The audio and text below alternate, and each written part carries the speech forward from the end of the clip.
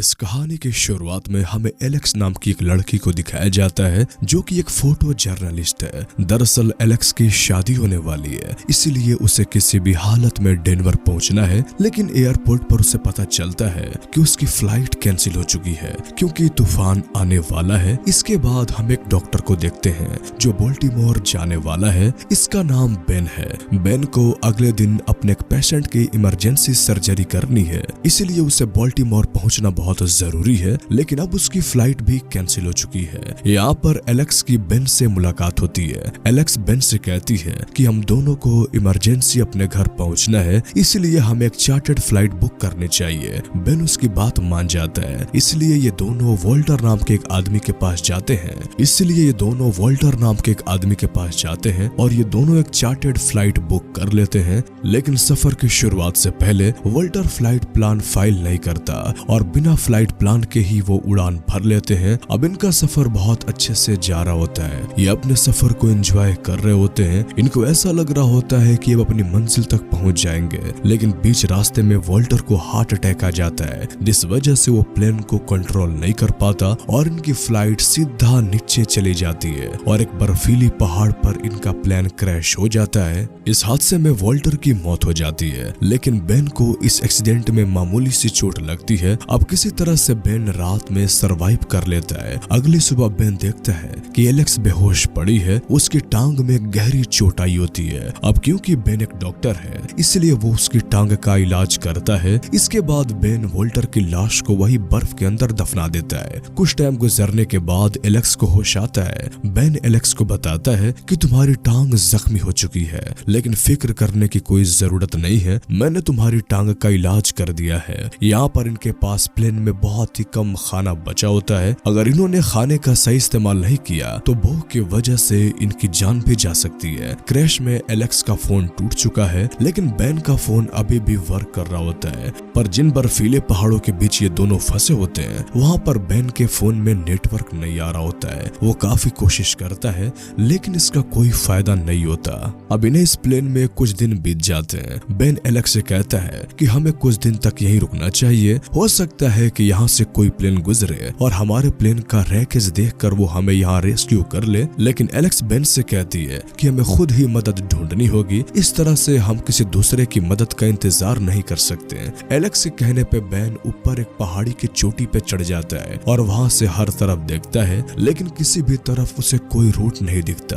Ben जब उस चोटी पे होता है तब एलेक्स उसकी फोन में मौजूद रिकॉर्डिंग सुनती है। दरअसल ये रिकॉर्डिंग बेन की वाइफ की होती है, जिसमें वो बेन से कह रही होती है कि हमने जितना भी टाइम साथ में गुजारा वो बहुत अच्छे से गुजारा, लेकिन अब मैं तुम्हें छोड़कर जा रही हूँ, इसलिए मुझे माफ कर देना। एलेक्स को लगता है कि शायद बेन और उसकी वाइफ का डिवोर्स हो चुका है, लेकिन तभी एलेक्स के आसपास एक कुकुर मंडराने लगता है। यहाँ पर वॉल्टर का कुत्ता जो कि अभी भी जिंदा होता है, वो उस कुकुर पे हमला कर देता है, लेकिन वो कुकुर उस कुत्ते को जख्मी कर देता है, जिसके बाद वो एलेक्स को मारने के लिए उसके प्लेन में आ जाता है। अब इससे पहले कि वो कुकुर एलेक्स पे हमला करता, तभी वो फ्लेयर गन से उस पे शूट कर देती है, जिस वजह से उस कुकुर की मौत हो जाती है। गोली की आवाज सुनकर बेन नीचे एलेक्स के पास आता है। उसे ऐसा लगता है कि शायद एलेक्स ने खुद की जान ले ली हो, लेकिन एलेक्स को सही सलामत देखकर वो राहत की सांस लेता है। अब वॉल्टर का कुत्ता जो कि जख्मी हो गया था, बेन उसके जख्मों का इलाज करता है और उसके बाद वो उस कुकुर की बॉडी को अपने प्लेन में ले आता है। दरअसल इनके पास खाने की सप्लाई बहुत कम है, इसलिए ना चाहते हुए भी इन्हें इसे खाना होगा और इसके बाद रात को ये उससे पका कर खाते हैं। एलेक्स बेन से कहती है कि हम यहाँ पर ज्यादा देर तक नहीं रुक सकते, हमें इस पहाड़ी से नीचे उतरकर मदद ढूंढनी होगी। लेकिन ये बात बेन को पसंद नहीं आती। वो एलेक्स से कहता है कि हमें यहाँ से नहीं निकलना चाहिए, क्योंकि जब कोई मदद आएगी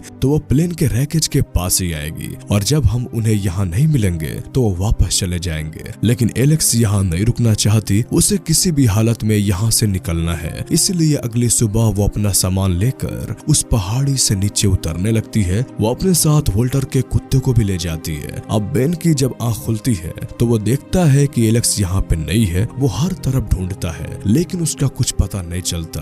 तभी उसे एलेक्स का नोट मिलता है, जिसमें एलेक्स ने लिखा होता है कि मैं यहाँ पे नहीं बैठ सकती, इसलिए मैं नीचे जा रही हूँ, अगर मुझे कोई मदद मिली तो मैं तुम्हारे लिए भी मदद भेज दूंगी। नोट को पढ़ने के बाद बेन वहाँ पे नहीं रुकता। वो एलेक्स के फुटप्रिंट्स को फॉलो करते हुए उस पहाड़ी से नीचे जाने लगता है। रास्ते में उसे प्लेन का टूटा हुआ टेल मिलता है जिसके अंदर एक सिग्नल बीकन लगा हुआ होता है, लेकिन जब वो उसे चेक करता है तो वो टूट चुका होता है, जिससे बेन मायूस हो जाता है। अब कुछ देर तक एलेक्स के फुटप्रिंट्स को फॉलो करने के बाद बेन एलेक्स तक पहुंच जाता है और ये दोनों एक साथ मिलकर उस पहाड़ी से नीचे आने लगते हैं। काफी चलने के बाद ये दोनों पेड़ के बीच पहुंच जाते हैं जहां पर उन्हें एक गुफा मिलती है। ये दोनों डिसाइड करते हैं कि आज की रात इसी गुफा के अंदर बिताएंगे। अगली सुबह एलेक्स को अपने कैमरे के लेंस की मदद से दूर एक केव बना हुआ दिखाई देता है। केव को देखकर वो बहुत खुश हो जाते हैं। वो जल्दी से ये बात बेन को बताती है, जिसके बाद ये दोनों केबिन की तरफ निकल पड़ते हैं। रास्ते में इन्हें एक नदी पार करनी होती है, लेकिन नदी का पानी बहुत ठंडा होता है। यहाँ पर इन दोनों के बीच में आर्गुमेंट होना शुरू हो जाती है। बेन एलेक्स से कहता है कि मैं तुम्हारी वजह से मुसीबत में फंस गया हूँ, अगर तुम मेरे साथ नहीं होती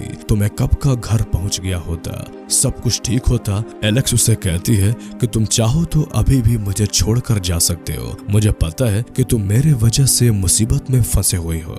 लेकिन बेन उसे अकेला नहीं छोड़ता है। ये दोनों साथ में आगे बढ़ते हैं। अब इसके बाद एलेक्स एक जगह पर रुक कर रेस्ट करती है और बेन कैबिन तक पहुंच जाता है। अब जहां पर एलेक्स बैठी होती है उसके नीचे पानी होता है। वो पानी में गिर जाती है। तब बेन उसे देख लेता है और बहुत मुश्किल से वो एलेक्स को पानी से बाहर निकालता है। पानी बहुत ज्यादा ठंडा होने की वजह से एलेक्स बेहोश हो जाती है। बेन उसे उठाकर उस केबिन में ले आता है। वो उसे आगे का सामान लाता है, जिस वजह से एलेक्स की बॉडी डिहाइड्रेट हो जाती है, इसलिए वो होश में नहीं आ रही होती है। बेन को उस केबिन में सांप के जहर निकलने वाली एक सुई मिलती है। वो सुई की मदद से एक आईवी बनाता है और एलेक्स की बॉडी को फिर से हाइड्रेट कर देता है, जिसके कुछ देर बाद उसे होश आ जाता है। अब बेन जब लकड़ियां तोड़ने के लिए बाहर जाता है तब एलेक्स उसके फोन में मौजूद रिकॉर्डिंग को फिर से सुनती है, लेकिन तभी बेन उस रिकॉर्डिंग को सुनते हुए देख लेता है। बेन उसे बताता है कि जिस तरह से वो सोचती है उस तरह से वो अपने वाइफ से अलग नहीं हुआ था। वो दोनों शादी करके बहुत खुश थे, लेकिन शादी के बहुत साल बाद मेरी वाइफ को ब्रेन ट्यूमर हो गया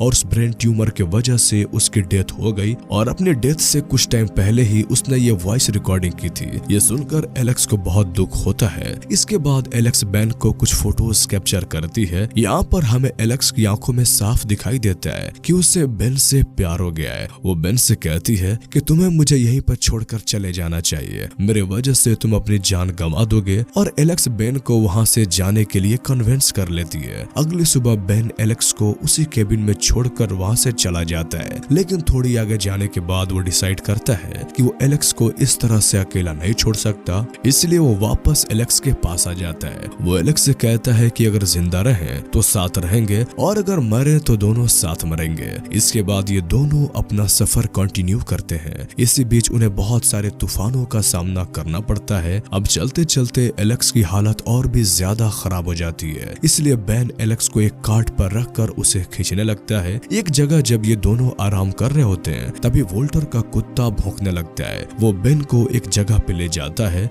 जहाँ से बेन को जंगल के बीच एक टिम्बर योट दिखता है। अब बेन एलेक्स को खींचते हुए उस टिम्बर योट की तरफ बढ़ने लगता है, लेकिन जंगल में उसका पैर एक बियर ट्रैप में फंस जाता है और वहीं पर ही वो गिर जाता है। एलेक्स उसके पैर को आजाद करने की बहुत कोशिश करती है, लेकिन इसका कोई फायदा नहीं होता, इसलिए बेन उससे कहता है कि तुम्हें अकेले उस तक पहुंचकर मदद लेनी होगी। इसके बाद एलेक्स बेन को वहीं पर छोड़कर टिम्बर यॉक तक पहुंच जाती है। सामने उसे एक ट्रक आता हुआ दिखाई देता है और वो उस ट्रक के सामने ही बेहोश हो जाती है। अब इसके बाद जब बेन की आंख खुलती है तो अपने आप को अस्पताल में पाता है। उसके साथ वाले कमरे में एलेक्स होती है। वो एलेक्स से मिलने के लिए चला जाता है। ये दोनों एक दूसरे को जिंदा देखकर बहुत खुश हो जाते हैं, लेकिन तभी वहाँ पर एलेक्स का फियांसे आ जाता है जिसके साथ एलेक्स की शादी होने वाली है। उसे देखकर बेन का दिल टूट जाता है क्योंकि उसे खुद इस सफर के दौरान एलेक्स से प्यार हो गया था। अस्पताल से डिस्चार्ज होने के बाद और पूरी तरह से ठीक होने के बाद बेन अपनी ड्यूटी स्टार्ट कर देता है है, लेकिन एलेक्स पूरी तरह से बेन की यादों में खोई हुई होती है। वो बार बार बेन को कॉल करती है, लेकिन बेन उसकी कॉल को इग्नोर कर रहा होता है। इसलिए एलेक्स बेन को वो फोटोज भेजती है जो उसने केबिन में खींची थी, और साथ में वो लिखती है